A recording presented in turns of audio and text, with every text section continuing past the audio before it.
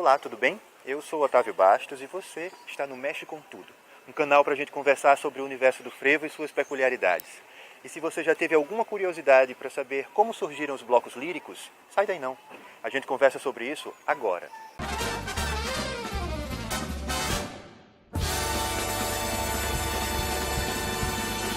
Imagina que estamos em Recife no século passado, então século XX, mais ou menos década de 20 também, e o carnaval se dividia mais ou menos da seguinte forma.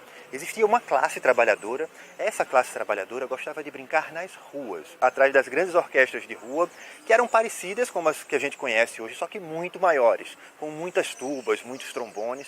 E essa classe trabalhadora, a massa, ia atrás dessas orquestras. O carnaval nessa época era dado como algo muito violento. Para vocês terem ideia, quando a gente está pesquisando sobre o carnaval nos jornais da época, lá da década de 20, a gente não vai buscar referências sobre o carnaval na página de cultura da cidade.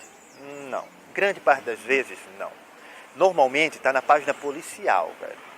Tem a ver com rebuliço, tem a ver com confusão, com desordem. E é desse carnaval que a gente está falando aqui. Uma outra camada da população era a camada das pessoas realmente abastadas da cidade, as pessoas que realmente tinham dinheiro na cidade, que gostavam de brincar em lugares protegidos, fechados. Essas não iam para a rua, gostavam desses lugares tipo Clube Internacional do Recife, Jockey Clube do Recife. Eram lugares para eles serem vistos, verem uns aos outros, e que para entrar era bastante caro.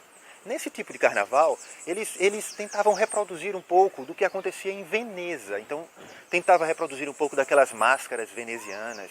Se utilizavam também muito da ideia da comédia dell'arte, sabe? Com o Arlequim, com a Colombina. Entre essas duas classes sociais, existia uma classe média.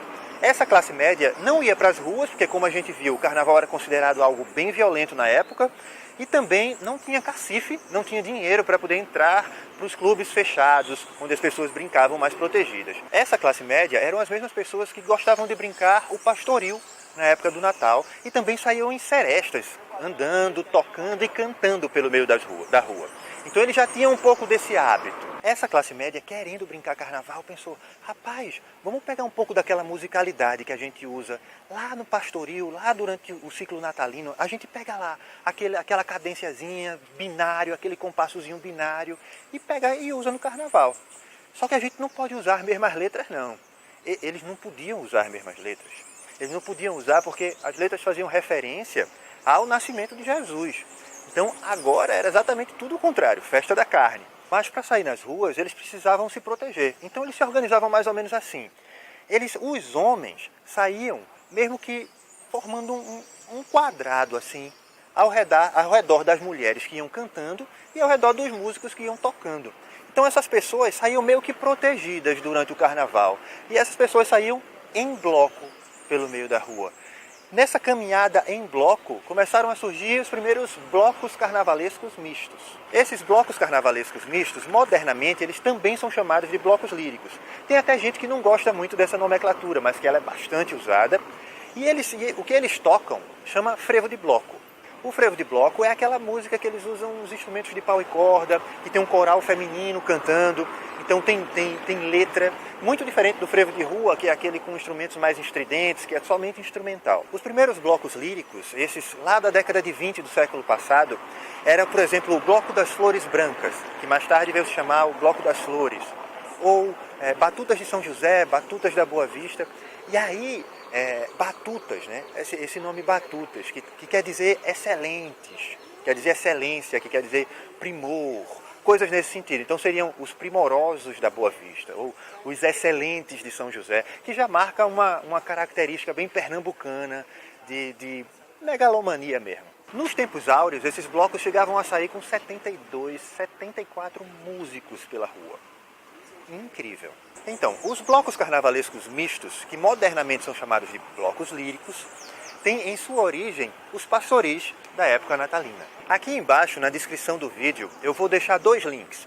Um com vários frevos de bloco para vocês escutarem, para quem nem conhece, sabe nem para onde começa isso tudo, e um outro sobre o pastoril, para vocês escutarem os dois e compararem. Aqui embaixo, vocês também podem escrever o que é que vocês acham. Se realmente tem uma relação ainda hoje com essa musicalidade ou não.